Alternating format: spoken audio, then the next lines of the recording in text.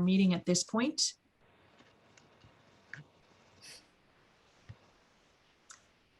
Sandy, are there any COVID updates or anything that you want to throw in? And we have been holding steady at 222 cases since Monday this week. That's the good news.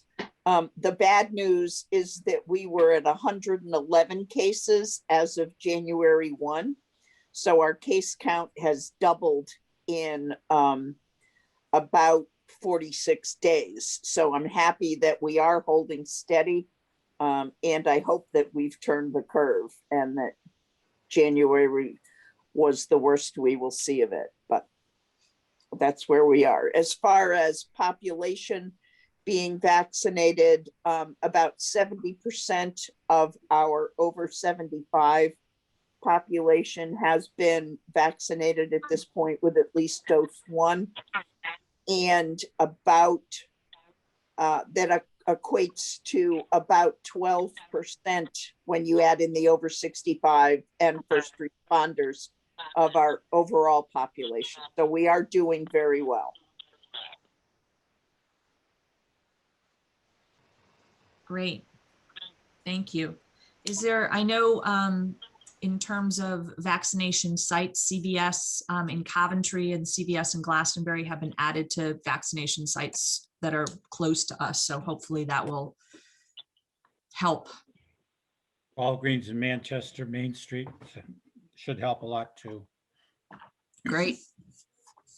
And Sandy, do you get that number from like directly from when somebody gets vaccinated, their personal information is given? So maybe not their name. How do no, all we get is we get on a weekly basis an update from the governor's office through our health district that gives us the total number of vaccinations by class, and we get it over 75, over 65 now, and total population, which includes first responders and nursing home residents who may have been in a nursing home on a temporary basis. Okay. Thank you. Anything else? Public participation, any other comments? Okay, then the next item on our agenda is the January 21st meeting minutes.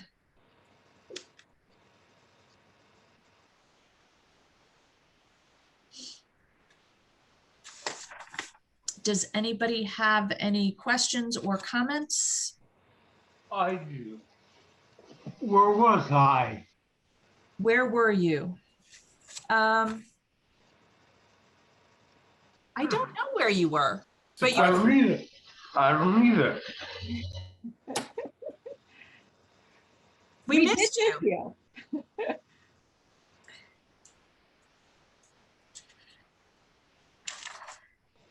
What year recall, Bob? Were you there? I don't recall anything. I'm too old to recall. Same thing happens to me. No, Bob definitely was not there because I was wondering where you were. I was worried about you. I'll confirm that. Thank you. You weren't there. Okay. Josh, can you do me a favor? Kristen Hecht is looking for the link for this meeting to join us. Can you send her the link? Sorry, yes, I will. Emily, I didn't send it to her because your last email said not to send her anything, or I would have. Okay, that's fine. She is sort of back. So okay. Well, I didn't know, so I didn't want to, based on what you said. So yep. I did give it to Beth. You asked, but I didn't know that Kristen was feeling better and kind of back. So that's my fault, I guess, but that's no worries. I didn't. She was that was the request to not include her, and she has just started to get plugged in. I don't think she's back 100%. So the fact that she texted me asking for the link is positive. So Okay. Okay. I'll just, next time from here on out, unless I hear from you again, I will send it to her again. Okay, sounds good. I have just one revision. Yes, thank you. What is it? On number 5, second paragraph, last sentence. Actually, for there to be approval under unanimous consent, you have to state that. Can you So say it that says again? hearing no objection. So there was a motion, but I asked unanimous consent to approve as to approve, and the chair, hearing no objection, stated the motion carried. And there is no vote, so you shouldn't say the vote was 6-0 to nothing. So chair hearing no objection, the motion passed. Well, you have to put in that I asked unanimous consent. Art Tuthill asked for unanimous consent for approval. And hearing no objection, the chair stated the motion was adopted. Okay. Also, there are 2 number 5s, which was part of my confusion. Oh, I'm sorry. That's okay. So can you change new business to be 6 and adjournment to be 7? Yeah.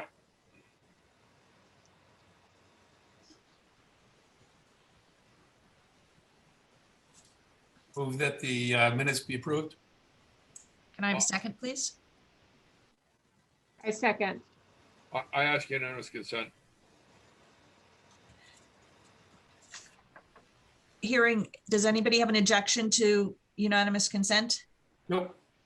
Nope. No. Hearing none, the minutes are passed. Okay, There's Ross. pardon? I said, there's Ross. Yes, I just remembered to uncover my camera. This is Linda. I just have a question on unanimous consent. Yes, go ahead. If Mr. DePietro wasn't there for that meeting, can you still do unanimous consent? Yes, it applies only to those who are attending the meeting. And there's no actual vote recorded. Okay. Okay. Thank you. Okay, why don't,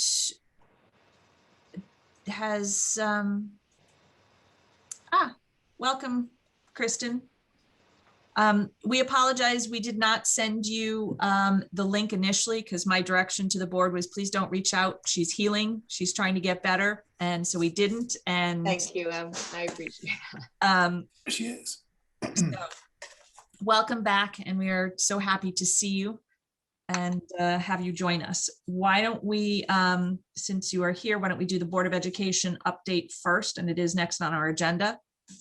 Josh, do you have that? Or do you want me to send it? Saul sent it out yesterday, I believe. It will take me a minute to pull it up. Sorry, all I have pulled up right now is the packet that's posted on the website. So if you just give me a second, I will pull it up.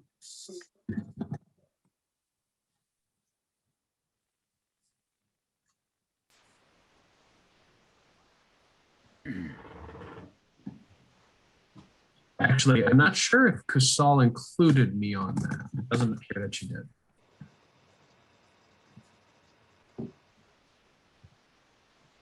I may need you to- What did you say, Josh? I may need you to send that, Jill. Oh, okay, I can do that. Casal included me on her email, or I'm just missing it. I can do that. Oh, here we go. Never mind.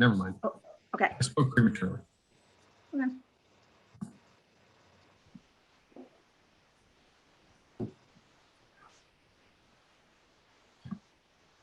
I do have to restart my share.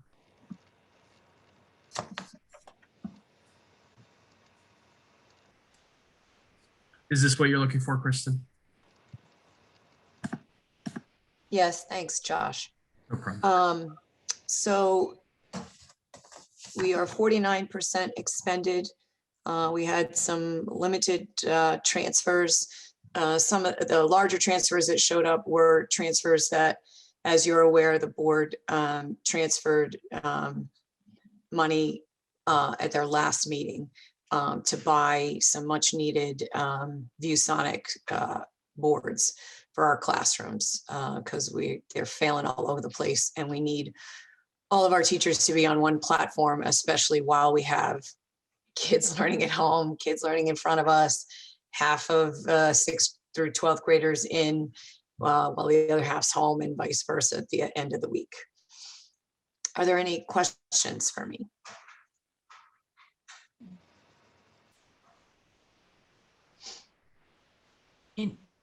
In general, how are the students doing? What is the sense that you're getting from, I know that we've got, K through 5 all in and hybrid for the rest. The kids are doing as well as they can be doing. I shared, the board passed their budget this evening. And one of the questions that a board member asked was, there's just been so many things this year, right? Like, what are my biggest concerns right now? And really, it's about every individual child, and are they making progress? Are they okay socially, emotionally? How are they doing? And we're digging deep into every single kid, trying to make sure that they are okay and that they are making progress and that they're doing well. I think that everyone needs to understand that even once we come out of this pandemic in education, we're going to have a number of years where we're going to have to play catch up for kids. And we're really going to have to put our money where our mouth is, so to speak, to support what we need to do to make sure that our kids are okay. And I think that collectively as a society, as a community in Bolton, we have a moral and ethical responsibility to do that for our students, because this is unprecedented and unparalleled.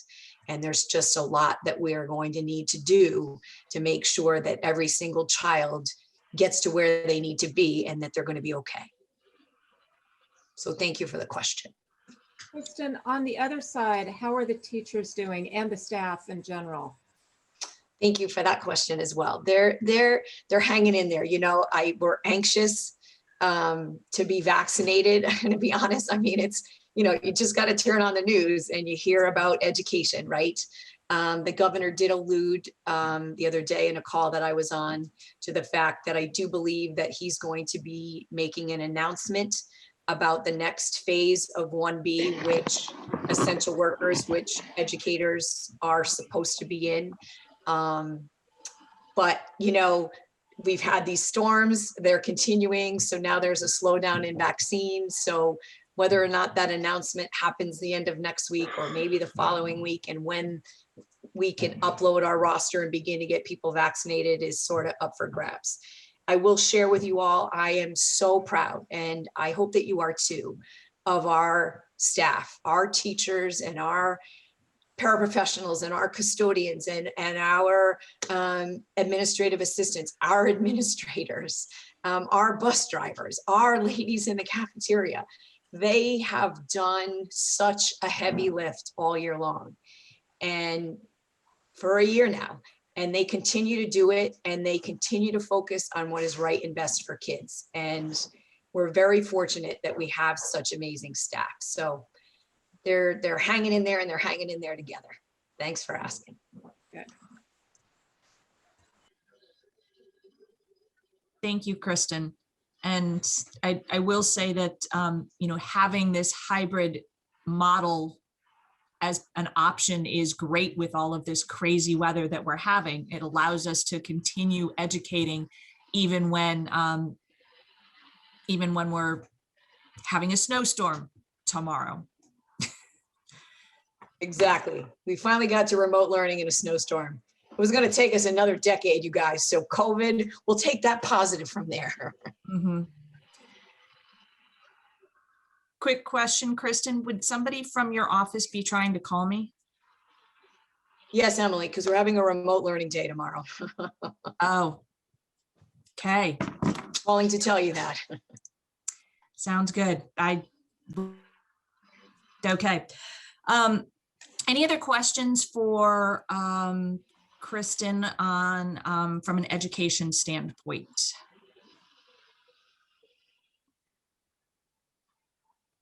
So Emily, I wonder if I could just make the Board of Finance aware of something, if I could, and Sandy and Josh may have already made you aware of this, but as you know, we're part of CT CHIP. So have you guys made them aware of what's going on? Not to a very full extent. Could use And an I update. think that can be part of, that's actually a great segue into the town's update. All right, then I'll be quiet. Well, in any case, we can talk about it together. Okay. Yeah, so just, and Kristen, please feel free to jump in at any point. But what everybody on the board should be aware of is we had some conversations a couple months ago at this point regarding CT CHIP and the fact that we had a proposed 17% and change increase by Cigna for the upcoming year. And since then, because there's been one party to the CT CHIP program who's decided to bow out for the upcoming fiscal year, the numbers have been adjusted and that increase is going to be now upwards of 23%, Kristen, is that correct? I don't know that that was necessarily my understanding, what you just said. So, so one of the largest entity, we are the second largest, it is likely going to go with the Connecticut Partnership Plan. But they haven't definitively decided that yet. So that caused the rest of the entity to have to go out to bid because, you know, that's the largest factor in our group. So we've asked Cigna to requote us based as a whole entity and as individual entities. We've also asked, you know, the rest of the cadre of insurance carriers to do the same. We're hopeful that we have information from those carriers next week. We do have a meeting scheduled for, I believe it's Wednesday. I have not heard one way or another whether we have information yet. So time will tell. To Josh's point, yes, by that entity going out, had that happened earlier, our number would be 23%. I don't believe that they're going to put us up to 23%. I believe we're at, it's my understanding anyways, that we're at our not to exceed number right now for what they quoted us. I could be wrong in that though, but that was something that Joe Spurgeon had shared. So maybe I missed pieces, you guys. It's possible while I was in the hospital. Right, and I might have put something incorrect together as well, and correct if I'm wrong, Sandy and Jill, but I do believe that if we go into the next fiscal year without that entity within CT CHIP, that our, well, the individual who works on the insurance with us, Chuck, said that we would likely go upwards of 60%. Okay. Yeah. I just looked up his email and it is, he said we'd go up to 23%. The last email that we did get from him. All right. So right, as Kristen said, we're now in a position where we have to reevaluate, we have to make some considerations and ultimately a decision based on, and there are a lot of moving pieces because there are others at play and you know, making some of these decisions at the same time. But there were Keep you as 9 updated pounds? as possible. Is that correct? There were 9 and then this would be 8. But wasn't there also additional interest? Well, there's no additional interest this year because our numbers are not good. Okay. Yeah. And there was initially last year and then our numbers were not good and the interest dried up pretty quickly. Right. Kristen, that would be 2 entities though, right? Because it's the Board of Ed and the town, right? Because there was 9 but each part was an entity. Correct. So we would be, right, we'd be down to 7. Correct. Yep. But the smaller, they're the biggest group. So that's what is really hurting us. Correct. It is And in they were Winchester, doing is it? better than us. or the rest of the meeting. Somebody heard that. So as it sounds like as you're going through the budgeting process, this is sort of an unknown. So you're budgeting with what you know.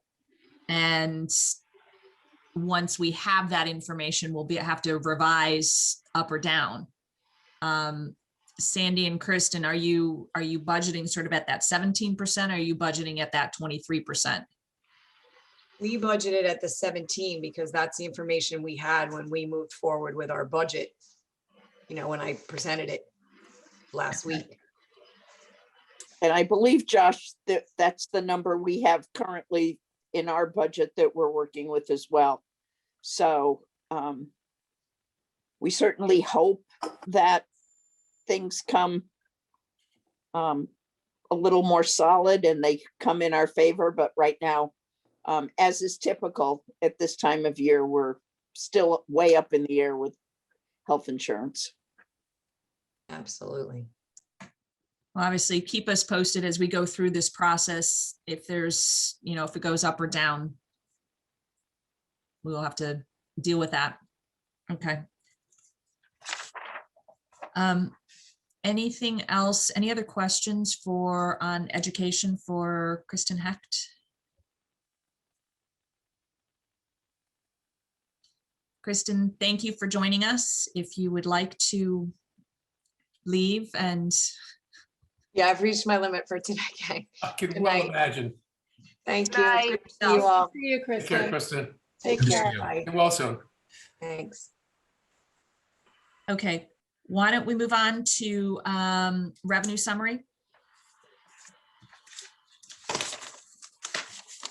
Okay, our current tax levy is at 100.37% versus last year at 101.42%, which is just a little over 1% difference. Last year's motor vehicles 95.74% versus this year at 95.85%. So we're up a little bit there. And last year at this time, supplemental was at 84.39. We're at 71.33. But all that being said, considering we're doing pretty well. And with all the extensions that the governor has given us, we are now hitting that point. So we should have that money in, and it is now considered past due, correct? Not supplemental yet. Not supplemental. Darn. I thought we had, okay. And that's probably the reason for the little bit of a lag in the difference from this year to last year. Okay. And that due date is now April 1st, correct, Jill? I believe so, yes. Right, Okay. Sandy? So, yeah. Yeah. Sorry, April 1st is the extended date. Okay. So property and motor vehicle are due supplemental April 1st. Okay.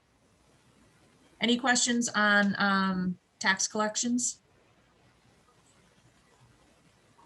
Yeah, I went, maybe getting ahead of it a little bit or whatever, but, you know, there have been many articles published lately about increases in grand lists for various towns. Are we zeroing in on that at all? We have a preliminary figure from our assessor, and it is subject to Board of Tax Review. Sure. And they are scheduled to meet in 2 weeks. So at your March meeting, we should have final numbers for you. But at this point, real property is up very slightly, and personal property is up.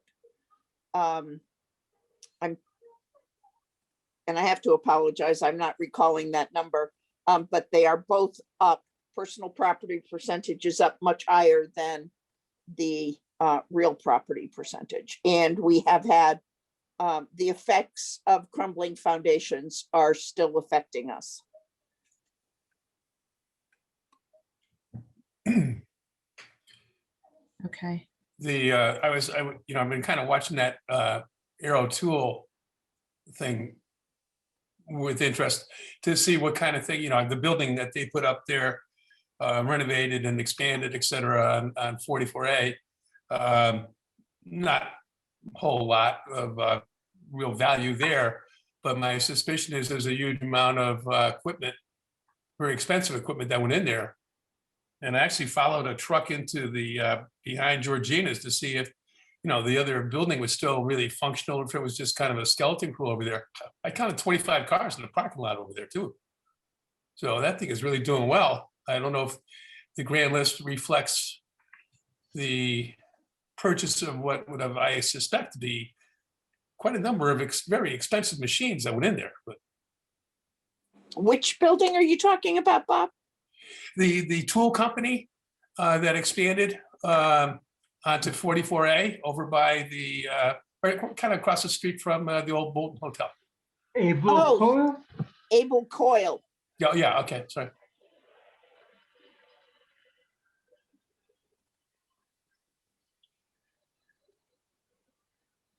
I don't know if that kind of value of that machinery stuff makes it into this calculation of the list, or it's next year, because it was probably being stuffed in there around Yeah, October. I don't know what their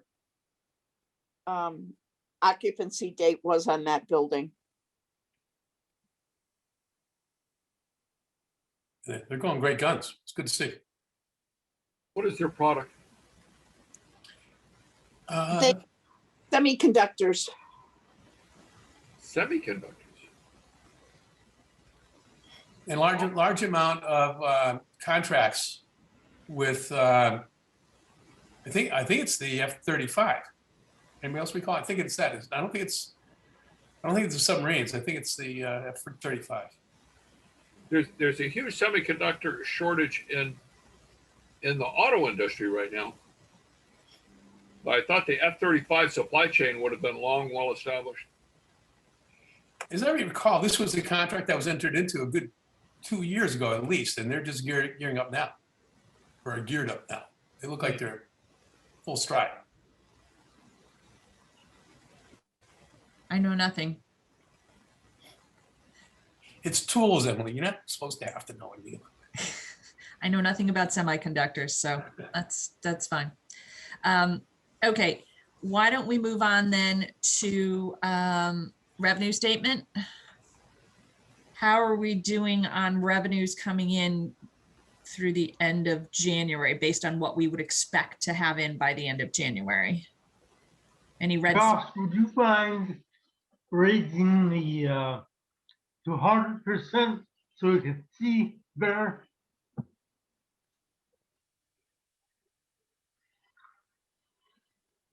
Thank you. When you get old, you can't see as well. Okay. Where are we with some of these grants that are coming in?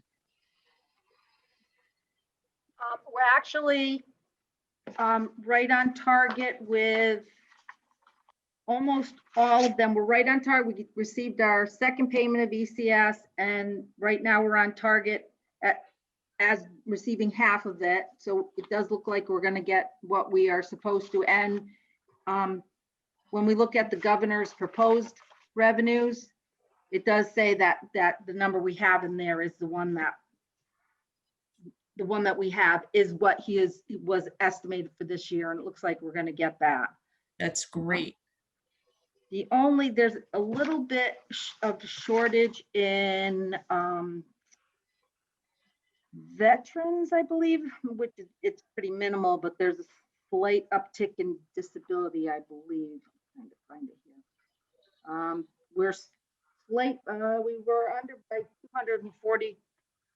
$245 for veterans, and we were up by $15 in disability. So there's just a little bit of a difference there. But the rest of the grants, we are right on target. Hey, Joe, question on my, continuing interest in that category of interest. Now, the 10-year has been moving up dramatically. But I know what we're buying into for short-term deposits is not going to be carrying that kind of rate. Are there very short-term rates moving up as well? Not that I know of right now. I don't know what the last interest rate was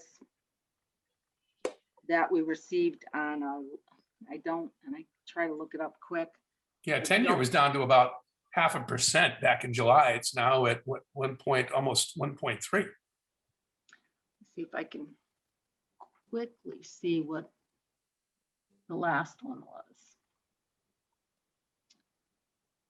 I think there is a risk that we will not hit our budgeted target for interest. Clearly. Absolutely not going But maybe we'll get a little something back. I'm thinking we're gonna have to decrease that by $50,000. Mhm. It looking like 25 is gonna be tops, because we have to start pulling money out of there Oh, true. Right. now. Right. So, because we need it for, daily things. Pay some bills. Okay. Overtime for snow removal. So yeah, I don't see where I can't find it quick enough, the interest that we did receive on the last statement. But yeah, so the interest is not good at all. And I'm thinking we're gonna have to drop that figure down to 25,000 instead of the 75. Kristen had it pegged from the beginning. She kept saying, I don't know. So she was right. Okay. Yeah, doesn't look good. Any other questions on the revenue statement for month of January? Then let us move on to town.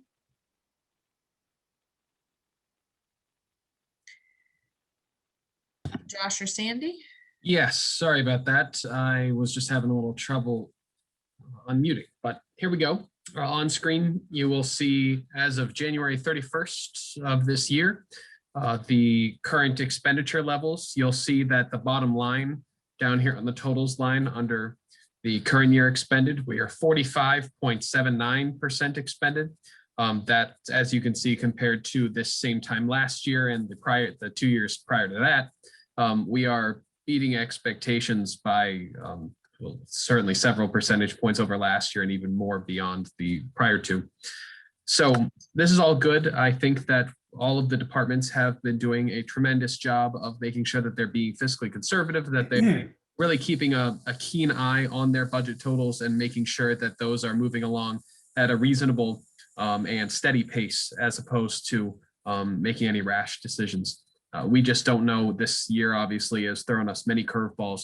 And while we are getting to a point where I think we'll be more comfortable making some of those larger purchases that were budgeted for, we wanted to just do the right thing and make sure that we have all our ducks in a row before we go ahead and do that. So you will see that there's one section that's highlighted in yellow. That's the elections department. And this yellow represents the fact that they are both over 7/12 of the way expended, which is 58.33, and they are over expended any amount that's seen in the past 3 prior fiscal years. This, of course, is because we had a presidential election, and in the past 3 fiscal years, we haven't seen that type of election. It takes a lot more work. It takes a lot more time, energy, and that all, of course, amounts to money that's being spent, in this case, on personal protective equipment, as well as on personnel to be at the polls. So that's not really an object of concern, but it did meet the criteria for a highlight. So everything else is in excellent working order. You will also see that, as was requested at, I believe, your last meeting, the highways and streets budget has been broken out into 2 different categories, which are both here in this light blue color. So you'll see that the highways and streets budget is represented as a total line in black, And then the first line below that is the snow/storm budget. And Jill's done a great job of going through and identifying which lines within the highways and streets budget really pertain to snow and storm response. And we're estimating that we're approximately 50.03% expended as of January 31st. But as you know, these past few weeks have been very snowy. That number is going to rise very drastically when you see it at your next meeting. And I don't want you to be surprised about that. That is one of the areas of concern that Jill and I have already spoken about, and we already have some ideas of where we might be able to transfer money from in the event that the snow keeps up and we do need more money in some of those categories. On the other category, we're only 44.96% expended. And of course, if you do a little math, you can find an average between those two for the total highways and streets budget. Overall, as I've said before, we are in truly excellent fiscal shape. And I think that's, of course, only underscored by some of the other good news that we've received this past month with the bond rating increase and so forth. Are there any questions that the board has about expenditures? I have a question about elections. Yes. Because last year we did not have budget go to referendum. And, you know, it will this year, more than likely. How much per, I guess, per every time we have to go to referendum, does that cost? Just so that we're prepared for that. I don't have a dollar amount for you, but I do know after speaking with Jim Dwyer that they budget, I believe, for 4 referendum takes. So that's the first referendum and 3 backups. After that point, we'll have to sit down. Well, if we're pushing 3, then we're already going to be having conversations about of certainly what needs to be done with the budget in order to make sure that it passes, but also talking about some transfers that may need to be made on the elections line. But we'll be able to take that as it comes. I'm confident. I believe in the past, Jim did come up with a number, and it's around 2,000, 2,500 per referendum. But now, because of the COVID situation, they had to have more workers when they did the election. So I would assume that will have to happen again. If there's a referendum, they will have to have more people than they normally would. So it's probably going to be more than that. Josh or Jill, I'm just curious, why do we break out the different snow and storm versus, you know, lumping them together? I don't understand. There was a request at the last board meeting, and I apologize, I can't remember who originally made the. Oh, yes, it was Dick Tuttle. That we break this out so that we can have an idea of how we're progressing throughout the snowy season with storm response and how those monies are looking as compared to the rest. As I think some of you know, especially sand and salt is an area of time, as well as the overtime that's spent in some circumstances to help us plow the snow is a very, well, it's a varied aspect of our budget. And some years we don't end up spending much of any of that money, and it ends up being turned back over. And there are some years like this where the snow just doesn't seem to want to give us a break. So I think this will help us monitor that a little bit more closely. Okay, thank you. Okay, any other questions for Josh or Sandy from a town perspective? Thank you for breaking out the snow and storm. I do think it will help highlight, especially in our next meeting, as we remember the beginning of February as being a particularly snowy session, that area will probably become a problem. Absolutely, because there was holiday and Sundays in there for double time, and unfortunately, it was the payroll that went out this week there was a lot of overtime for snow removal in it. So, okay. If there are no other questions, then why don't we move on?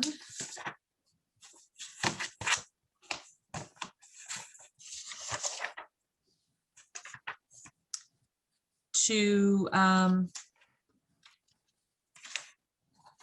where are we next on our agenda? Do we have anything else under other? We have,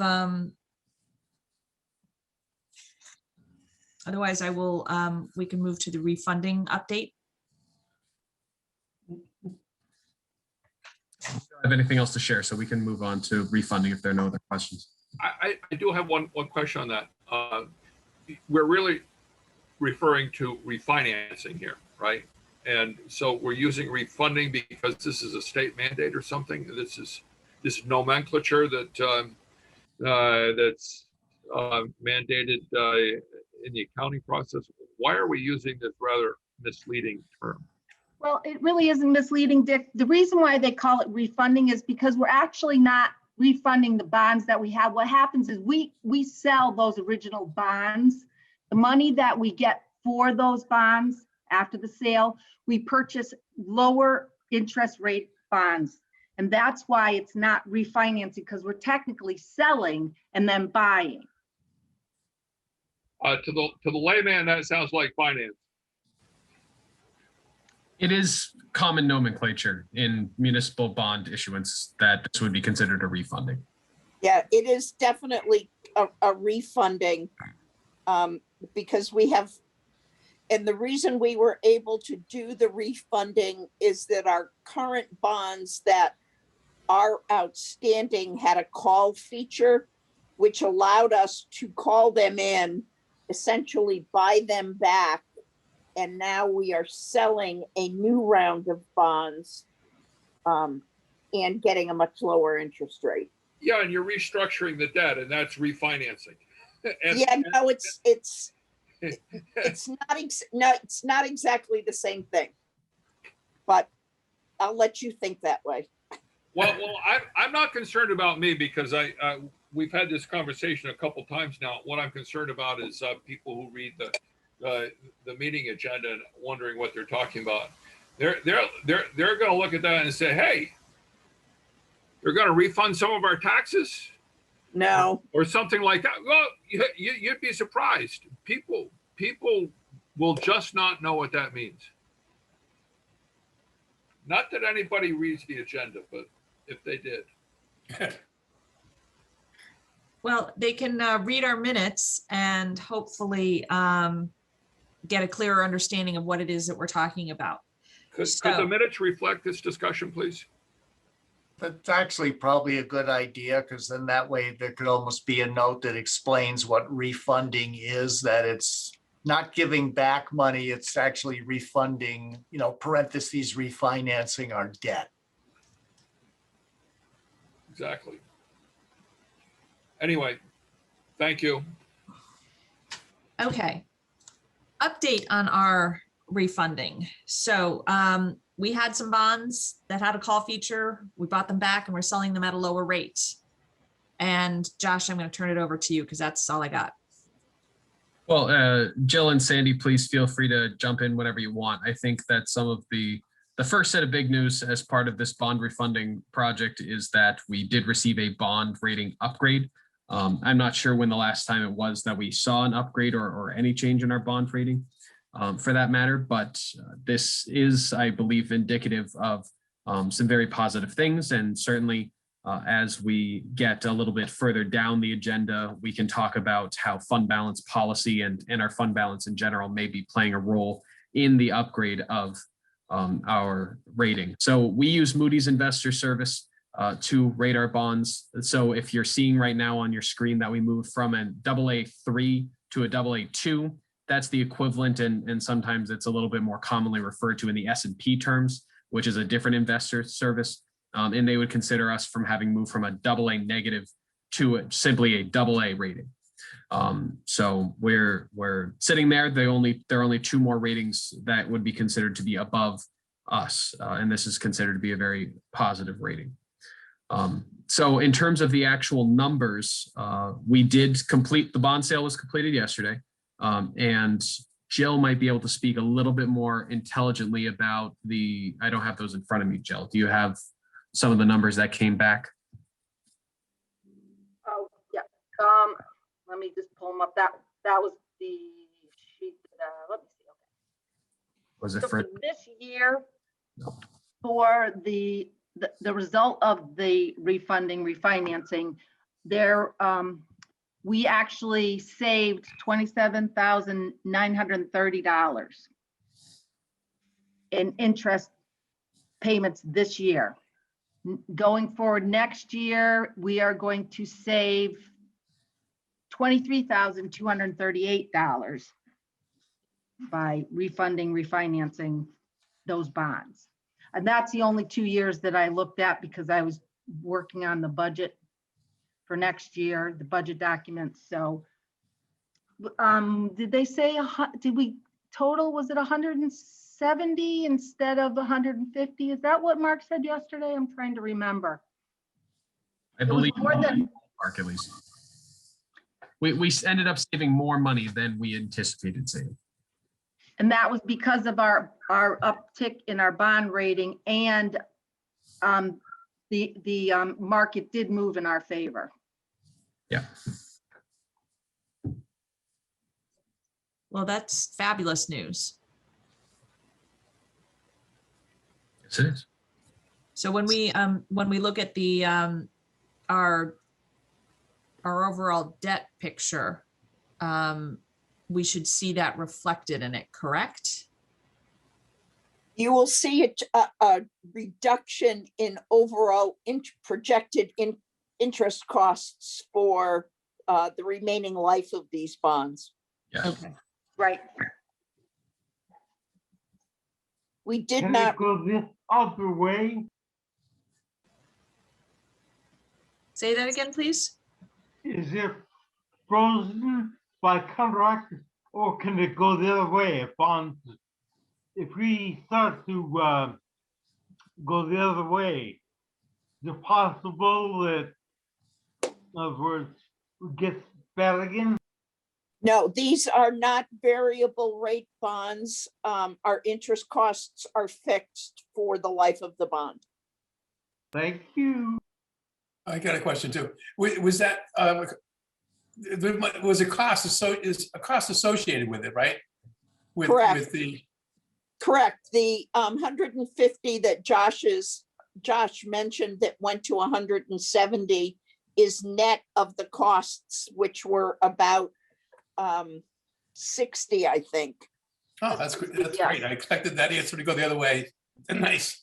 All right. Great. So Josh, do you want to add anything in terms of what were some of the key factors of upgrading our bond rating? Sure. I can't speak to everything that the Moody's Investor Service necessarily decided was worthwhile or made it worthwhile to give us an upgrade. But I do know that throughout this document that you see here on the screen, and there are several pages, I won't scroll through quite all of them now. But one of them, and actually, if you can see my cursor, you'll see right here at the bottom that a sustained trend of positive operating results leading to a growth in reserves. Growth in reserves and a fund balance policy are two items that were discussed on our call. Right now, as according to their evaluation, we have just upwards of 18% of our current operating costs saved up in a fund balance. 8%, right? Sorry? You said 18%? 18 is through their calculation. However, we do not have a policy, I think, that is necessarily that would conform with their usual calculations. And so that's something that we're going to talk about a little bit later on this meeting. But I believe that that is one of the key reasons why we saw an increase in our bond rating. Are there any other things that Sandy and Jill, you would chime in and add? I would guess that maybe an expansion of our capital improvement plan and other such documents, making sure that it's a little bit more clear and transparent, may have also led to and increased favorability, given that we are, I think, demonstrating perhaps a better management of the finances in that sense. You know, this is great, great news for our public, for our taxpayers in town. Are we communicating that? We have yet, Bob, we were restricted by Moody's on saying certain things, and also Piper Sandler was our not sure what their actual, they were the people who facilitated the sale for us. Yeah. And we were restricted by them as well for making certain things public until after the sale was completed. And we Okay. just got that verification this morning. So Oh, you guys are among the first to know. all right. And I just want to say a public thank you to Josh and Jill for all the work they did on this. This is not an easy process. It involved a lot of information gathering, a lot of conference calls with with our bond consultant, with the Moody's folks, and with the Piper Sandler folks. So I would guess, I know I have spent about 10 hours in the past 2 weeks pulling this together, and I'm sure Josh and Jill have spent many times that. So I think they deserve a huge thank you. Yes. Actually, Jill, I know that Jill worked very long hours pulling this together, so thank you all. Yeah, it's clear that You're the questions they asked, they were provided with thorough answers, and they much appreciated it. It shows up in here.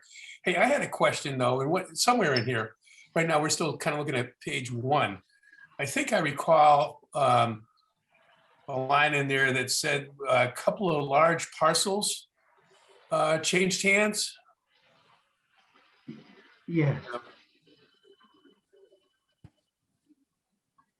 And that may have some future implications. I saw that too.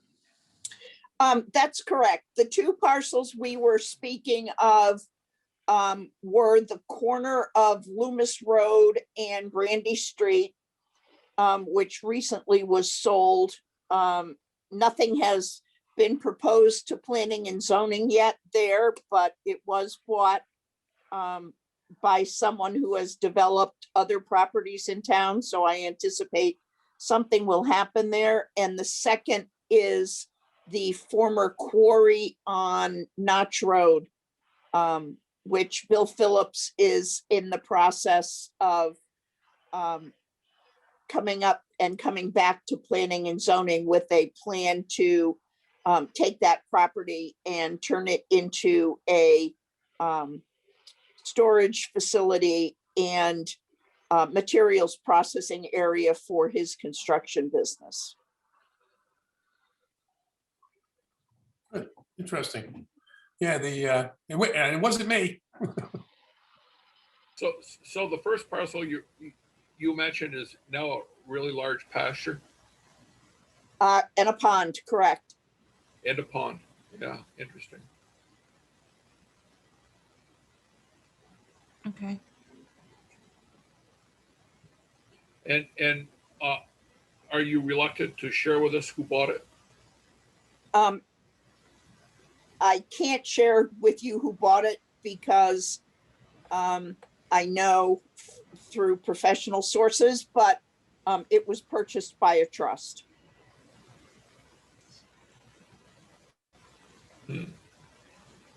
Okay. Anything else with the refunding update?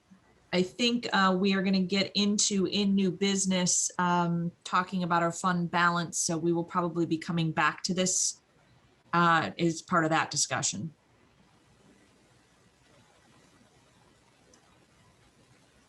Okay, then Josh, Sandy, do you have anything else, Jill, to add to this? Any other questions from the board? Do not, no. Then let's move to the next item on the agenda, the charter revision discussion. I don't know if you actually have anything, Josh, to pull up, but as you may or may not know, the Charter Revision Commission, is it a commission or a committee? I don't know if it really matters. Commission has been working, looking at the entire charter and making suggestions, gotten input from various people who are part of those, boards that are affected by it, as well as lay people. I know several of us have participated in their discussions when it's come to the Board of Finance. 2 weeks ago, week and a half ago, they had their public hearing, and with comments, anybody could attend, and comments from people on various changes that they've made. As I understand it, the next step is they're going to evaluate all of those comments from the public hearing, and then we'll bring it to the Board of Selectmen as a with a sort of final proposal. Is that correct? Okay. As I think most of you know, one of the things that is part of the charter revision is the Board of Finance and what becomes of the Board of Finance. As it existed going into the public hearing, the Board of Finance would be replaced by a finance committee that would be made up of 3 people from the Board of Selectmen, 2 people from the Board of Education, and then 2 appointed people. One would be appointed by the Board of Selectmen, one would be appointed by the Board of Education. So it would be a committee under a committee that would be within the Board of Selectmen, but obviously have Board of Education representation in those meetings. Did I summarize that correctly? Okay, so that is the proposal that is on the table for the Board of Finance and what it becomes. There were some other, I think another component that relates to us directly was if a budget fails at referendum. Right now, our charter says that the budget can only go down, and the proposal is that the budget can change, which means it could go up or down depending on what came out of the referendum results. So that is another item on the table that directs us, impacts us as the Board of Finance. I think those were the 2 major ones. Kristen, I know you sat in on some of those meetings too. Did I miss any? No, I would just be to clarify on the possibility of going up and down. In the verbiage, it is changing over to a revised budget, because honestly, most of the time, the next budget will go down.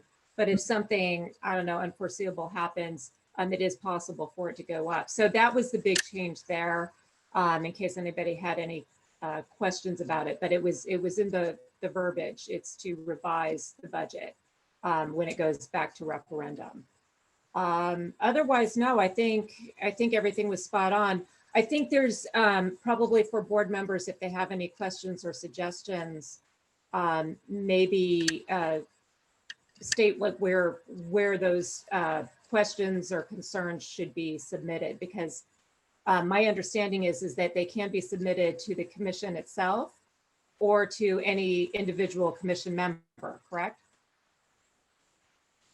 So Charlie, you had a question? Yes, I do. I thought there was another issue as well, talking about when the budget is passed, the setting of the mill rate, how would it be procedurally done? Because normally it would be the board that sets the mill rate. If we no longer exist, then there has to become another process. I would think that that's probably something that should be hopefully self-fixing as part of the charter revision. But that was the other issue I heard in the questions that were being issued from that review. And what was the response? from what I recall, they were thinking that they had to re-examine what they were looking at in order to properly word it. But I don't think that there was so much of an issue as to who would be then setting the mill rate as it would be, whether it goes to the new commission or how it would be addressed exactly. And I think that's the issue, is just making sure it's addressed as part of this whole revision thing. So, And I don't recall where that ended up. yeah, I don't think it really ended. That was part of the issue. Either. No, charter revision is meeting again tonight. So I'm sure, and I do know that was one of the items on their agenda. So has that become their position of the Charter Revision Commission? And that is to eliminate the Board of Finance as it presently is and to go that way. So that will become a yes or no question, or? We have not yet drawn the questions on the charter. That will, that actual responsibility will fall to the Board of Selectmen. The next process is we, the Board of Selectmen, will get a report from the Charter Revision Commission. We'll discuss it. We have to hold another public hearing. Then we get a chance to revise after that public hearing, and then we get to write the questions. So I don't anticipate we'll be writing the questions until late July, early August. So I did not attend the entire meeting. I was there for a short while in the beginning and a short while at the end. But it sounded to me that the issue of the fate of the Board of Finance drew a considerable amount of comment, and the implications that I was able to pick up at the end of the meeting was that there was a fair amount of skepticism. Is that accurate? I would agree with you that there was a fair amount of skepticism. I have no prediction on what will happen as a result of tonight's meeting there. So one other further observation, it occurred to me after listening to the end of the meeting that that perhaps you're going to have an a la carte question structure.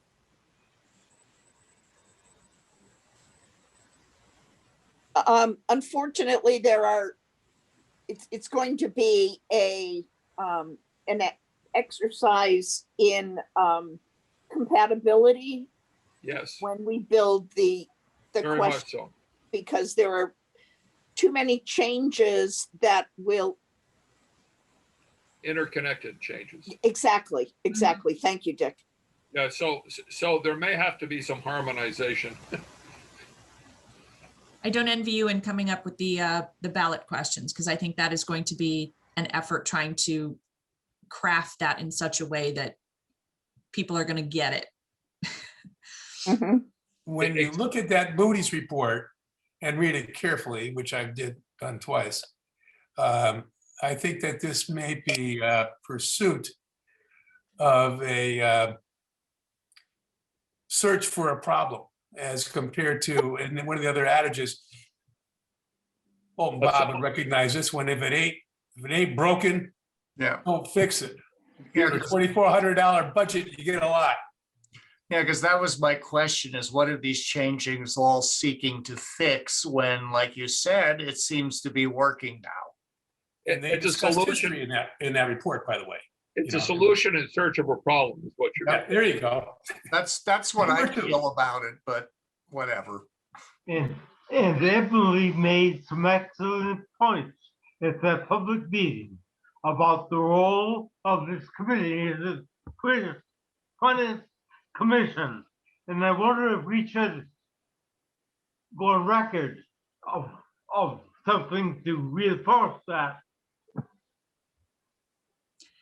Well, I think in terms of what can be done from here, they are meeting tonight. If anybody does have any additional comments or questions, I would forward them to either Gwen Marion, who is the chair, or any of the members of that commission, so that they can address it before it goes to Sandy. And then we will, then obviously when the next public Oh. hearing is, if there's any questions and comments there, that's sort of our next opportunity to share. So, Well, again, I guess the question is, do we all go individually or do we put in a united statement as a commission that, as the Board of Finance, that we do not agree with this approach because you're looking for a problem to find a solution for, as opposed to each of us goes individually? Is there more strength in our saying something as a board through you, Emily? Yes, that's my question. well, I have participated as much as I can, and I think I hopefully have shared my personal feelings, but I hope they mimic what the feelings of the board are in terms of the value that this board adds to the process. So I've said it several times. I'm on record on a couple different. Well, is that you speaking as you, or is that you speaking as the board has thought of this and this is what all of us feel? That's what I think we're trying to get at. I spoke as me. Because we didn't have the conversation as a board as to, and I didn't want to speak on behalf of everyone, but I do know that a few others have also voiced their very similar opinions during the whole review process. Is it something that I could, if this board desires, have a statement from the whole board? I can definitely bring that forward if that's something we would like to do. Well, Bob, that's what I'm hearing you would like, and that's what I know I would like, and I would just put it, I don't want to speak for other people. I'm just saying that's what I gathered from two of us. No, I think that's a fair point, because I've also gone to some of these meetings, or have attended, and I've spoken as well. But I think that is an excellent point, that there's more strength and it's just more impactful if we can all put something together and have one large voice as opposed to individual. And then I think it also says something to the effectiveness of how one board can come together and come up with an impactful, decision. So I think it's worthwhile doing for, just to prove a few points. But my other question though, Emily, is that even though they're having their meeting tonight, this is not the last meeting that they're going to have before it goes to the Board of Selectmen, correct? No, and that's something I want to clarify. Correct me if I'm wrong, Sandy, or if anybody else knows, but I believe that this is the last meeting that the Charter Revision Commission is having before their recommendation will go before the Board of Selectmen on Tuesday, March 2nd. Correct. So that means that if you are going to submit comments, it should be addressed to the Board of Selectmen at this point, not to the Charter Revision Commission. Unless you have the chance to sneak on and they still happen to be having their meeting. Well, it could be done later on in front of the Board of Selectmen then, as a unanimous thing. They know my viewpoint on this as well. I've shared that with them. Yeah, and we need to be very cautious as we move forward in this process. Once the questions have been set for the referendum, we may no longer, as elected officials, speak out publicly for or against any item on the charter revision question.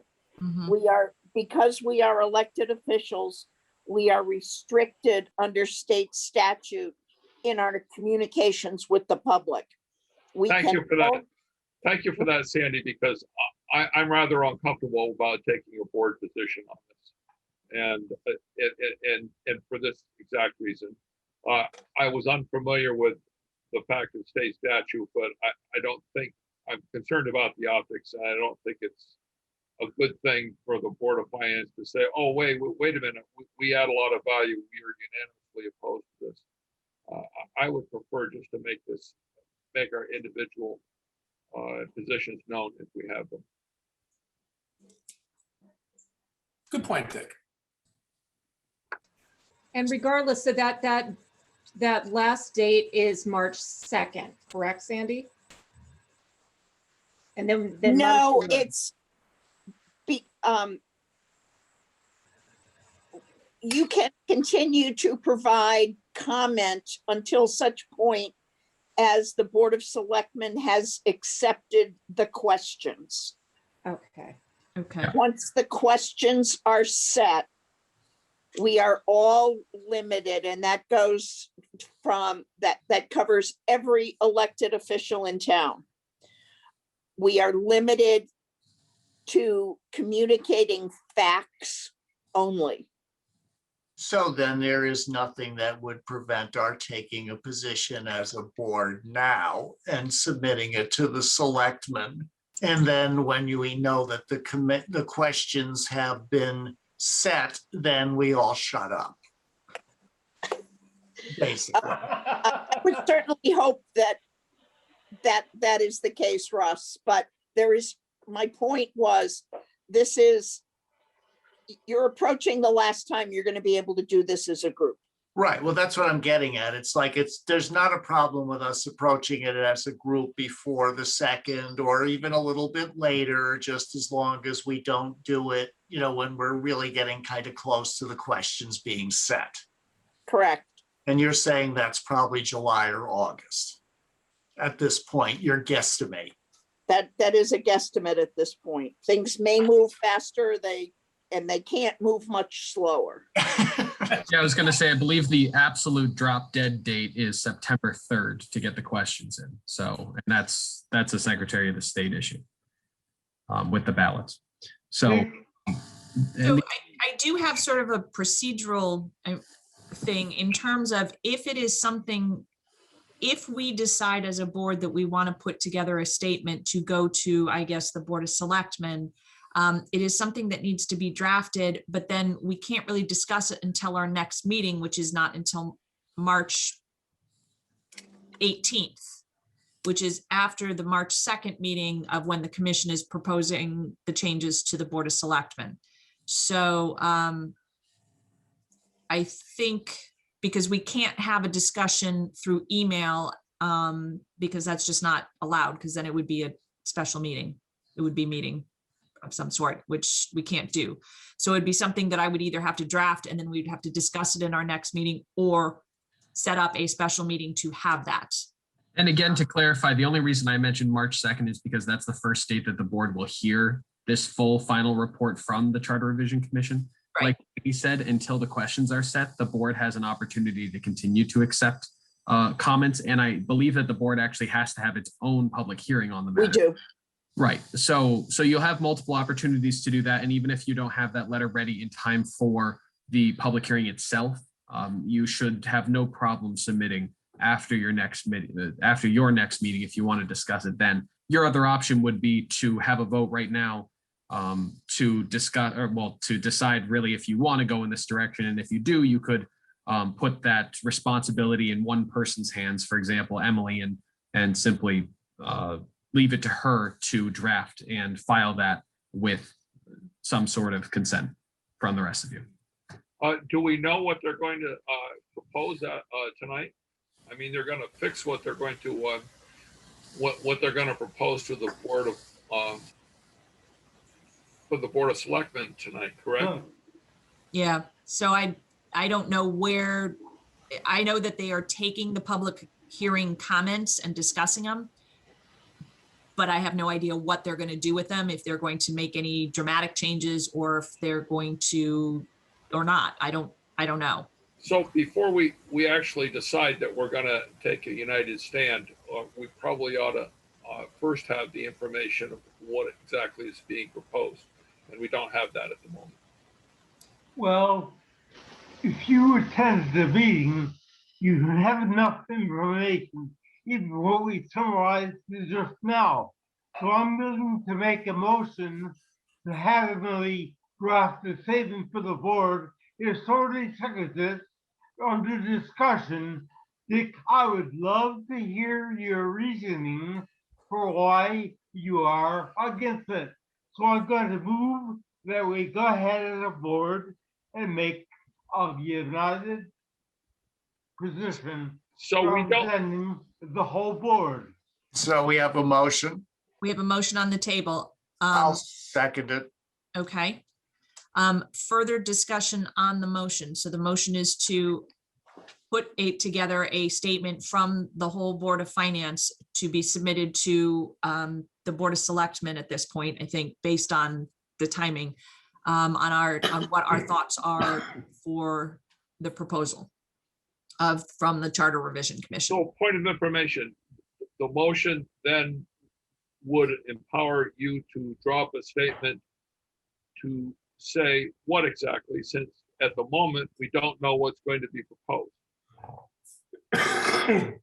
There ought to be some points here, some bullet points of saying, we feel this, and this to be true and would advocate for this, that, and the other thing. We don't even have that at the moment. So, Ross? Again, I think we understand enough to say that the Charter Revision Commission is strongly considering eliminating the Board of Finance and replacing it with this, that, and the other thing, with some members selected from Board of Selectmen, Board of Education, 2 independent members.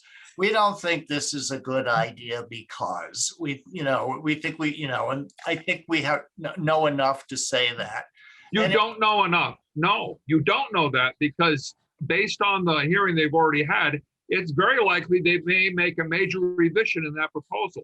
That's the point. And they may not. So I was just going by the fact that based on what we know going into the meeting tonight, this is how we feel. And if they change it, so they change it, but they still know that we feel that we should be an independent board, for various reasons that will not change, because we can state the improvements in the bond rating, the good relationship we have between the town and Board of Education, whatever. I just think we know enough to say that, that we wanted, we're in favor of a, particular approach. So we're sending this letter to the Board of Selectmen now, okay? And they may have a proposal which has already eliminated this part of what we're objecting to. So how is that going to look? And they may not. Well, Yeah, but it's far more appropriate to see what the final thing is, and then on the 18th, take this action. So Dick, just so I can understand, because I think I understand where you're coming from. It's the speaking of in absolutes of dissolving it or not having it, as opposed to what's a possibility. Is there some other form, whatever that form may be? Is there another form that could be taken to still keep the integrity of the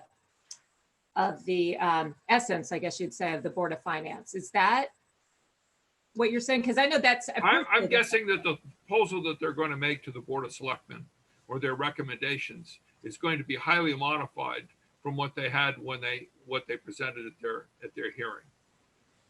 It may not be. They may just send it as is. But I think if they at all reflect upon the comments that they got, they will be making some revisions.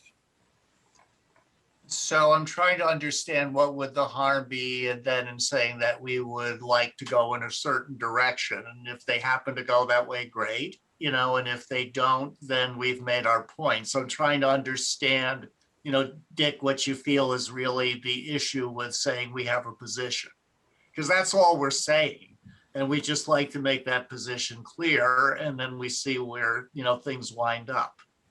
So that's what I'm trying to understand. It's a matter of protocol. First, let them make their recommendations, and then give our reaction to it. Okay, you give the impression of going off half-cocked. You give the impression that the Board of Finance has been judged as inadequate, and you object to that characterization, and you feel that the Board of Finance ought to stay the same as it is. I mean, it's premature. I think, Dick, I understand some of the optics in terms of just based on the timing of it. If we had, if we had had this discussion 2 months ago and put this together as they were going through the process, might have been probably better. And what you're thinking is they may change it tonight. And if we come up with something saying that, we have a certain view based on what was brought to the public hearing, that may or may not be what they're bringing forward based on tonight's discussion. Exactly. And nothing is lost by waiting until the 18th. Because Well- it will be with the Board of Selectmen anyway. So Charlie, you have a comment? Yes, I've been listening to all the discussion, and in the back of my mind, I keep hearing my people out there saying, well, they just don't want to be an elected person anymore. That's all. They're just trying to save their job. They enjoy it so much, all the power that they have. And I don't want to be seen as doing that. Yes, that I is agree. the other point. I agree Exactly. with Mr. Tuttle, that crazy as he may think I am, that he is absolutely right in the procedure that he's proposing, is we need to know definitively what's going on before we can respond. I believe personally that I want to respond, and that's why I attended some of the meetings as an individual. And I will be glad to support as a board member once we know what the status of the changes are. If they don't change it, then why are we writing even a letter? Or if they change it that, needs improvement, we could write a letter to say, hey, this is what the improvements need to be. That's all I had. Yeah, yeah, I think good arguments on both sides, and it can easily be considered self-serving. Mhm. Which from the other side of that coin is, I think those two questions need to be asked. What is the we have the solution to what problem? And if it ain't broke, what do you fix it? Read the Moody's report. It talks about history. But obviously some people have a problem with it. I think the level of interest that is shown by the board members that are here in this role that we have, which is a very interesting one, is key. And I think we all really try to do our best to understand the budgets on both the major boards and the overall financial scheme of the town. And it's a good watchdog. And I think the only way, and I told this to the committee, I said, if you want to eliminate the Board of Finance, you really need to have two different referendums, one for the Board of Education and one for the Board of Selectmen. And then probably a third for capital. I don't get it. Somebody's got a problem. They should tell what it is. And So, okay, well, we have a motion on the floor and a second. I think at this point, we need to vote on that motion of, are we going to tonight have me write something as the Charter Revision Commission document existed this morning? I have it in front of me, the document that they presented to the public hearing. So I'm going to go through and take a vote, and then we can just, depending on what comes out of that, we can decide what our next steps are. So I'm going to, where's my roll call here? Just go by roll call. So does everybody understand what the motion on the floor is? for you to draft something now and submit For me it. to draft something now in response to the charter revision suggestions that were presented at the public hearing, because that's the last information that I have. Yeah, but from the board. So I would draft something on behalf of the board. Which doesn't prevent us, if we say no, to putting another motion for the next meeting. Correct. Got it. So the motion is to do it now based on the information that we currently have, which is what was presented at the public hearing. Okay, And that being a draft, not a submission, right? Actually, that's a good point, because are we talking about just drafting it and looking at it next time we meet? Or are we That's what I'm- talking about drafting and submitting? That's a good clarification.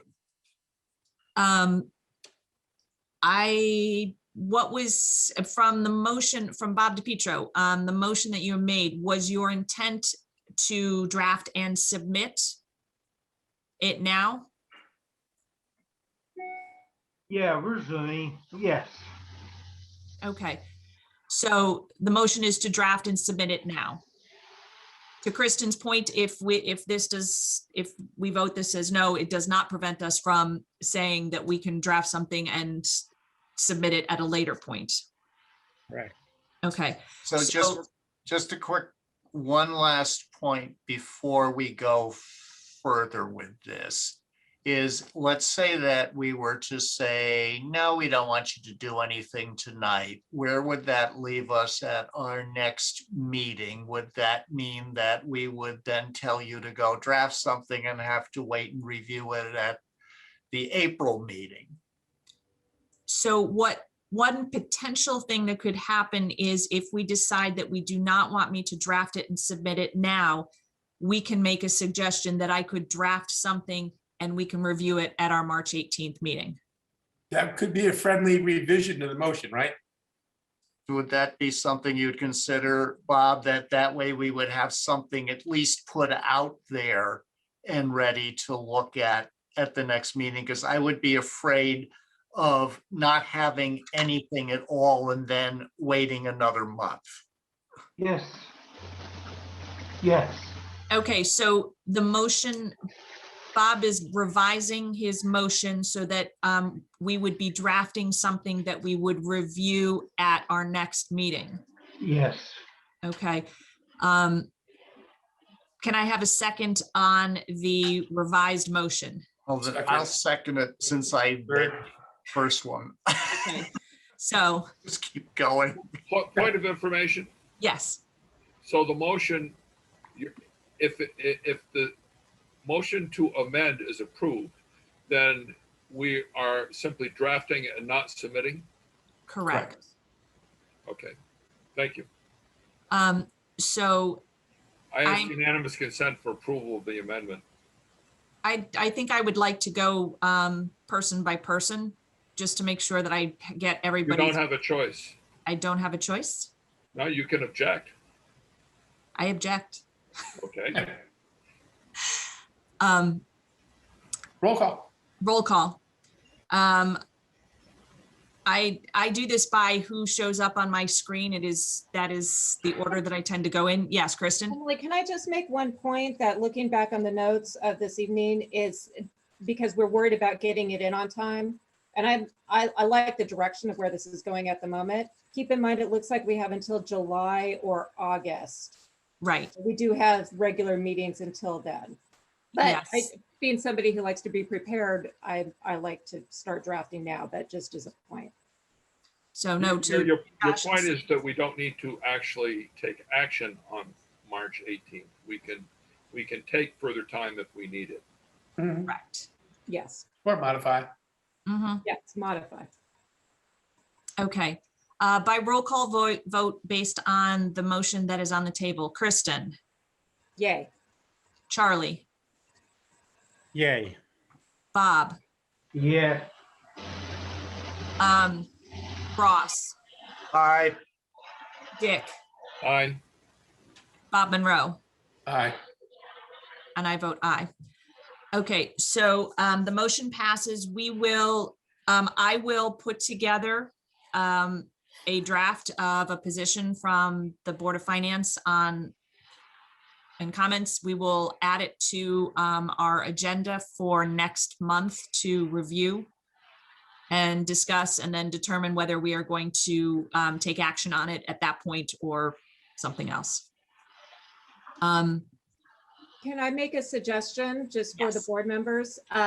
From what I've heard from my conversations as when I've expressed my thoughts and opinions about the change with the Board of Finance is that we really need to think about and lay out clearly the value that this board or this entity has to offer.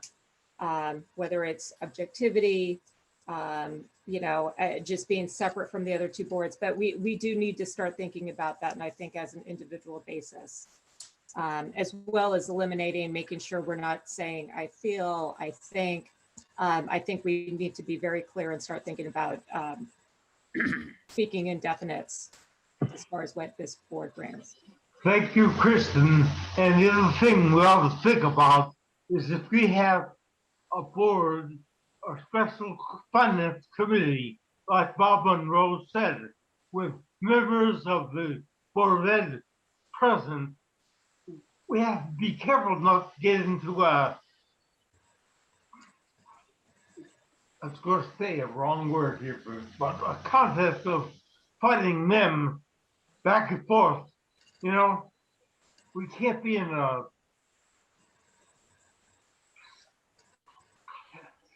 great pop. Yes. In other words, you know what we're saying here. Mm-hmm. Okay.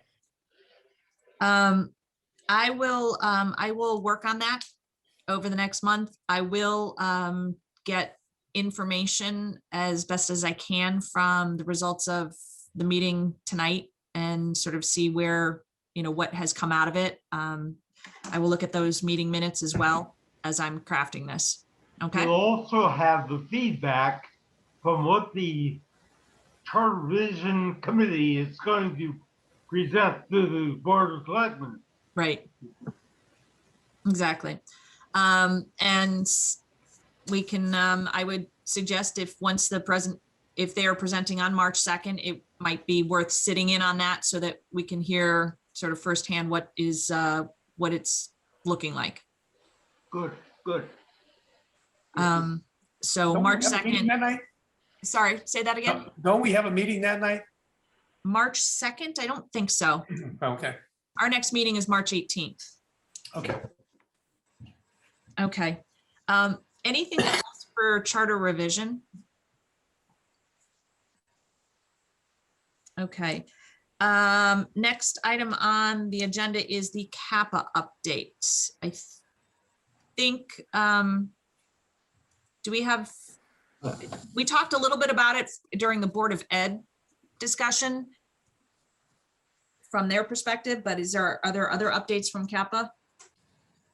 To give a very brief overview, the Kappa committee has met twice now, did have a preliminary draft that they were moving forward for Board of Selectmen approval.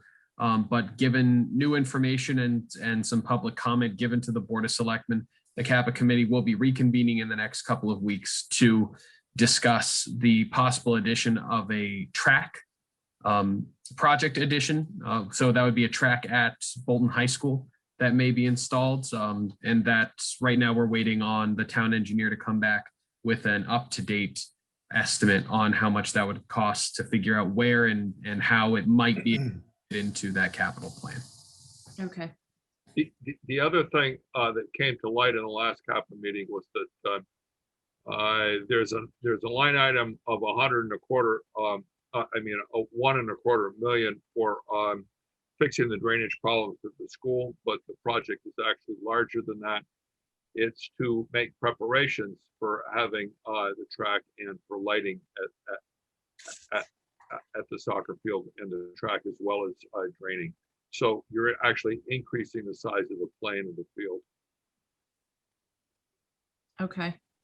And I would hope that when this goes forward, that that's made clear to the voters that it's not simply $1.25 million for fixing a drainage problem.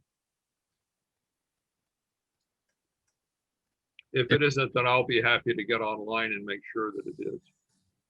We'll make that very clear. Thank you. Okay. Anything else with Kappa?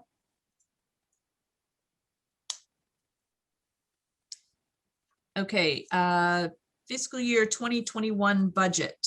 So current budget. Jill? Is there anything? I did want to share with the board some foreseeable problems. We did talk about some in revenue. We talked about the interest revenue, but also Casal has given me information about for this year. They had put in 51 Columbia students. And as of right now, I believe it's at 44. The last I know, it was at 44. So that's the 80% of that those students, 80% would go to the debt payment Mhm. and 20% would go to the town revenue. So we're gonna have an issue with that. Right now, it's looking at like the town tuition revenue with what's been said, it's going to be $45,635 less than what we have budgeted. Because in that also is the special ed student charge that we charge to Columbia and Hartford. And she put in $70,000 into the budget, and I believe it's going to be $47,020. So between the 20% of Columbia students and the special ed, we're going to be at a deficit of $45,635, which is awful news. And also, like we spoke about before, I'm thinking that we're going to have to go with 25,000 in the budget for interest instead of the 75. Okay. Then let's see, trying to see if there's anything else that, as of right now, we have not received any library donations. The law enforcement, the money we get from the state quarterly for tickets, so far we've only got $150. So that, and not that it's a big dollar amount, total it's $2,000 in the revenue line, but I don't foresee that it's going to be very much more. I'm hoping it'll be a little bit more, but I don't know. Nobody's driving, so nobody's speeding. Or he doesn't want to stop anybody because he doesn't want to be near anybody. But nothing from the library. Josh, are they still not charging a late fee for the library? Oh, they are collecting a late fee at this point. Oh, they are now? Several months, yes. Oh, because we have not received anything from them. Nothing. I'll make sure that Liz is in touch with you tomorrow. Because the only deposit we got from her went to as donations to the Bentley library account. And that was the only deposit all year we've gotten from her. So yeah, we've received nothing. We have received no senior donations.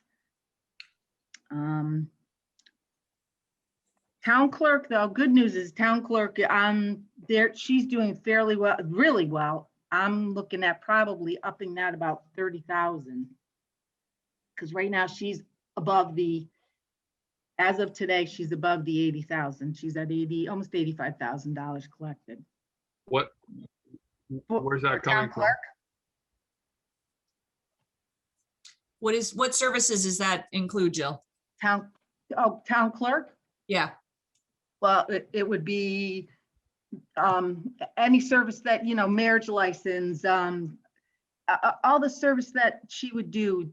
I don't know, I guess I drawn a blank. Reporting fees, Yes. transfers, property liens. Oh, is it being driven by real estate? Not only. Oh, let's.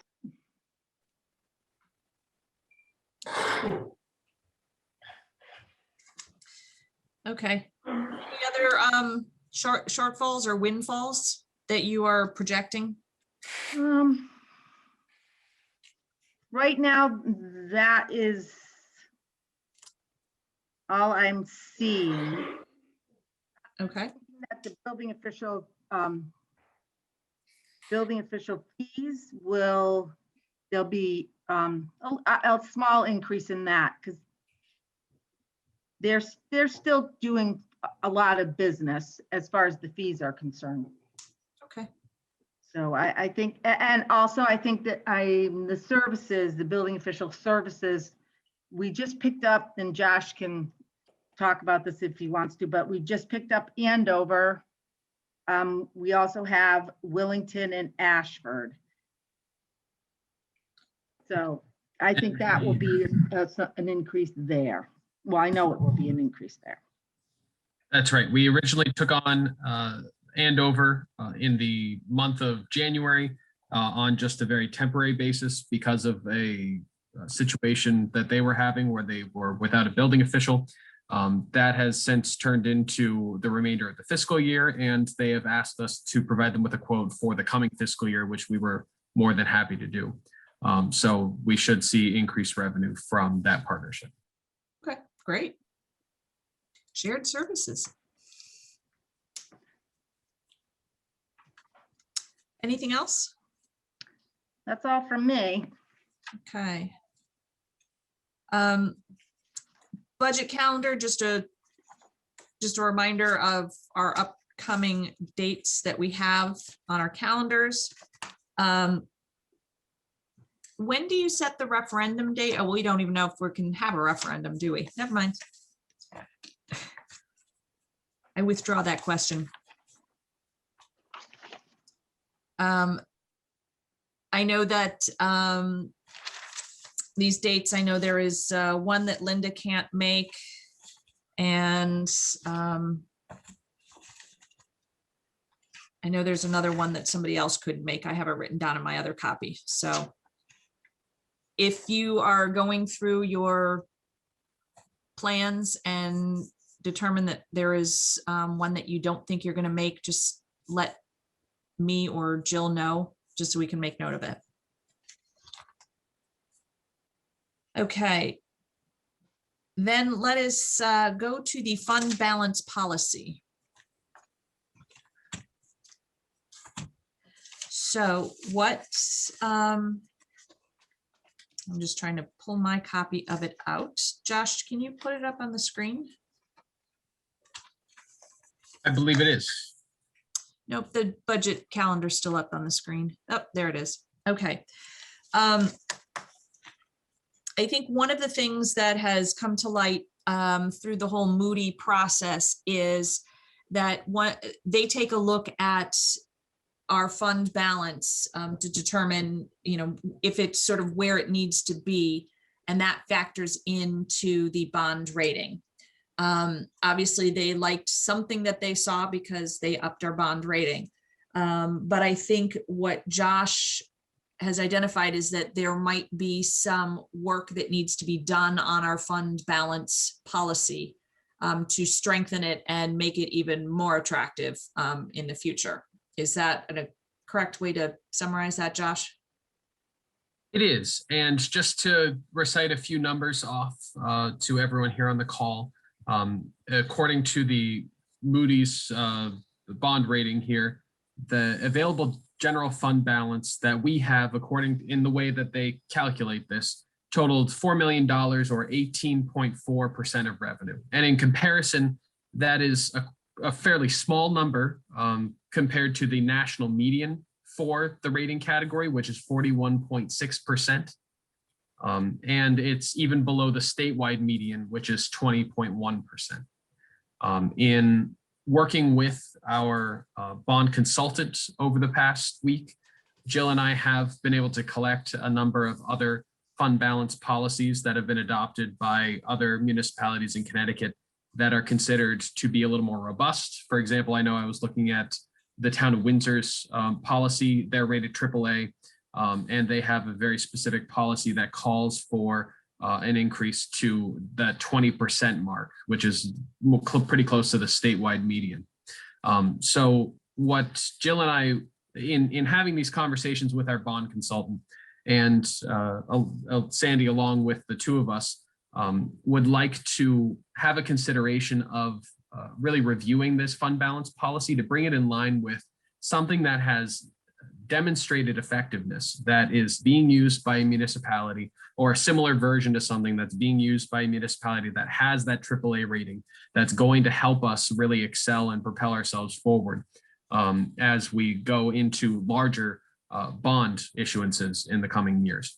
So we don't have a draft for your consideration here today. And as you see on the screen in front of you, the numbers that are being discussed are between the 8.5 and 10%. And really, we need to be looking at least towards that 20% marker. So if it's all right with the board and if there's interest, we would like to have a draft for your consideration at your next meeting or at your next convenience that you could review and consider. So that way we can try and make sure that we're continuing to increase that bond rating at the next time around. Would it be possible for you to mark this up and using review changes and track changes turned on? So that we could see the changes that you're trying to make? Or are you proposing completely rewriting it from scratch?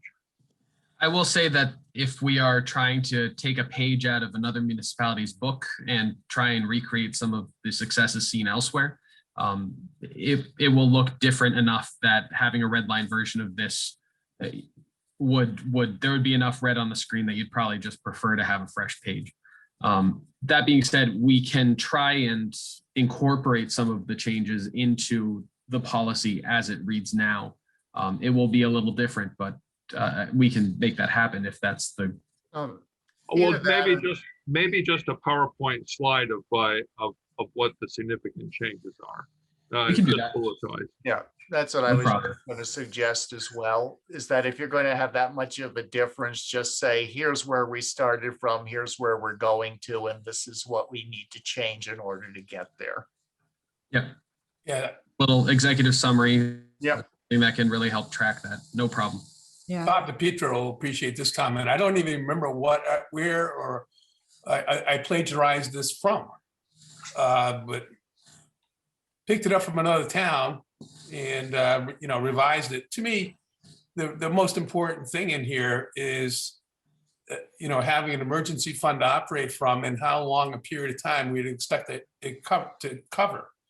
So the minimum we felt that we had to strive for way back then was certainly 1 month of operating expenses with no state aid whatsoever, that we'd have to have that available to pay out of the general fund.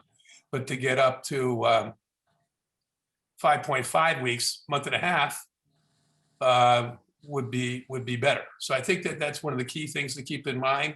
In my mind, it's one of the key parts, if not the key part of here, and what everything else kind of flows from that.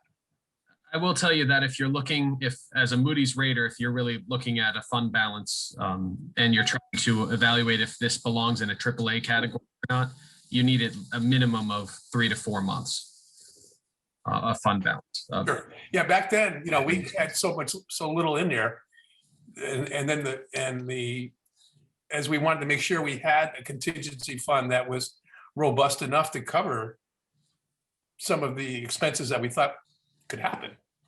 And of course, back then, 2009, 2008, we embarked on this as a result of the financial meltdown, and how much can we go alone on our own? So that was kind of what led to that. Yeah.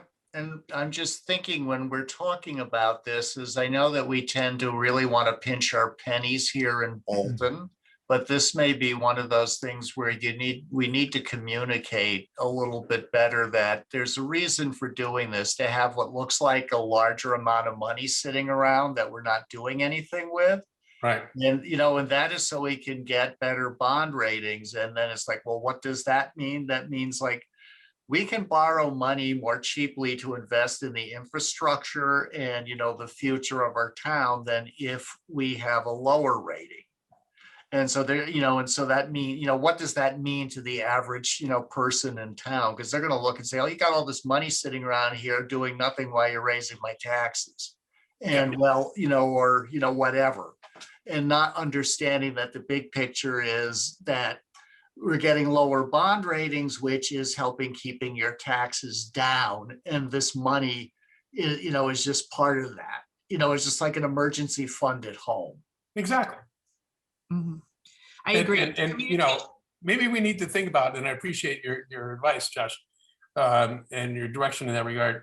But when we have a contingency fund now upwards of $250,000, without that bolded part, the addition in 2017, we would have had to put all $250,000 into the unfunded reserve, undesignated unfunded reserve. And, or funded, sorry. Yeah. Anyway, there's a note on that language. So that needs to be considered too. That was why we had to make that revision, because we wanted to provide for a bigger contingency fund, but we didn't want, if successful, for it all to go into the undesignated fund balance. There are That would actually, probably get us to AAA, by the way. there are actually two questions to be answered, and that is, you're saying now we're at 14% and we really need to be at 20 or 25%, Josh? Is that what you're saying? Actually, according to, with the methodology that Moody's reads, is that we're actually at 18.4%. But Okay. the statewide median is 20.1 and the nationwide median is 41. So obviously those are very different, and I don't think anyone expects us to reach that 41 number. But given that we have on record a policy that aims for 8.5 to 10%, Moody's is going to look at that and is going to assume that we're spending down 8% next year to get to that 10% number. And if they think that we're going to spend down needlessly when we're not even at the statewide median, then they're going to continue to have an issue with our bond rating. So the other question is, besides where we want to get to, which is kind of a complicated question, but the other thing is, how exactly are we going to make the transition to get there?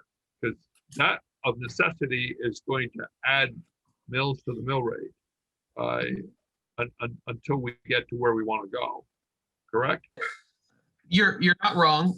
If we are looking to 20 or above, I will say that one of the towns that I mentioned before, Windsor, which has a AAA rating and is in the greater capital region, has a policy that aims for 15 to 20% of their fund balance. We fall right within that, but we don't have a policy that says that we're aiming for that level. Right. So we could increase the upper end without any real risk, probably. But, you got to recognize that's obviously a very, very different town with a lot of tax income coming in from big companies. Mhm. Very true. But at the same time, right, if we are simply looking at changing the numbers, we're actually at a great point to springboard and get up to that 20% level. We're really not that far off, just 1.6%. And I think that now is the time to really be looking at making this change to make sure that the bond rating agency is not just looking at the amount of money that we have the next time around, but they're looking at this policy and saying they're taking this seriously. They've really thought about what it means to back up reserve funds, and they're going far above the 10% that they were talking about prior. So we have a policy now which essentially translates to 8.5 to 10%. We're actually at 18.5, and you think there's a necessity to get up to 20% or over, if we have any hope at all of going another step higher in bond rating. And Dick, I think it goes even farther than going higher. We were just elevated to AA2. And if we we made it clear to the rating individuals that there was a potential that Bolton would be borrowing in the next 1 to 3 years. If we do go to borrow again and we don't have this policy in place, yeah, and it doesn't meet their objectives, we would, first of all, we have to go through a re-rating every time you go to sell bonds. And it is possible that we could drop below our AA2 to something which would cost us more in interest. Yeah, so we could go to a policy which advocates for 18.5 right now without any pain, correct? Correct. And Yes. and don't I think we also have to consider that the language in here about increasing the fund balance can continue until such point as we reach whatever the upper limit is. Okay, So, there's no adopting a policy from the lens of the raters doesn't require an immediate jump, but rather a systematic procedure and policy that is adhered to by the town, adopted and adhered to by the town. okay. And that will get us to the looks that, makes it look like we're making a serious effort to get to the goal. Exactly. As opposed to this says like you said, it's like we're below what we currently have in reserve. And this looks like, okay, we could spend down. Mhm. Okay, do we need a motion to change the policy? Well, I think when we actually have the changes, we will definitely need a motion. Do we need a motion to have Josh make recommendations for us? I don't think so. So I think if I'm not mistaken, this is something we need to do for the health and welfare of the town. So this is something that we need to pursue and make changes. Josh, if you said you've done some research on language from other towns that do have better ratings that probably would make a statement to say, we have made this change to our fund balance and this is, we're making an effort. If you can draft up those changes, it would be helpful if you had sort of a quick summary of where we were and where we're heading with this. Because as we start communicating this out, I think communication to the public is going to be very important. What are the benefits of doing this? Why are we doing this, et cetera? And is that something you think you can bring to our March meeting? Absolutely, no problem. Okay. I'd like to make one more suggestion, if I might, and Josh, obviously I think it sounds like you're all over it. But for the board members to consider, if we make a revision, which is good, it's time to look at it again, for sure. And if we're looking to at least maintain this AA2, maybe strive to get to a higher one. The biggest thing we're going to do is avoid going down. So that we need to put a little money where our mouth is going to be here. And we did consciously go and limit that with a revision to that policy in 2009 to 25,000. We better darn well consider making sure we put money where our mouth is and get that up to, as an example, 50. To show that not only are we say we're going to strive for that, we're making moves in that direction. That's the kind of stuff they really like, is my understanding. And just to clarify, our timeline for this is, when do we want to have this buttoned up by? I think that a comprehensive review at the March meeting would be ideal, and that certainly comments can be taken at that point, revisions can be made, and then adoption could be possible at the April meeting. I wouldn't be with you at that point to make those revisions, but I can continue to communicate with Sandy and Jill to make sure that you all have all the information you need to make an educated decision. I'm going to make you get on one of these Zoomers. I'd be happy to come back. There's no cost in joining a Zoom meeting. Very true. Okay, so we are going to do, this will be on our agenda for next month. We will do a big review of this. Any other suggestions we can make, and then hope to vote on it for our April meeting. Sound good? Sounds good. Okay. Excellent, thanks. Thank you, Josh, for bringing this to our attention. And I think, like Sandy said, we have a big borrow potential in the next 1 to 3 years. We need to do everything we need to do to make sure that we're borrowing at the best rate. So I think this will take a step towards that. Having said that, is there anything else that I missed in covering these items on our agenda? With the exception of the Morton Silverstein normal closing, it's probably time for you to adjourn. I think it is time for us to adjourn. So Morris? What? Boris? Morris, where are you? Morris.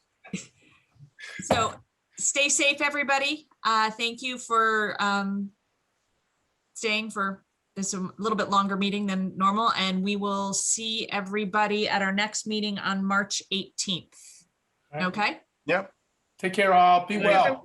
Stay safe. You too. Thank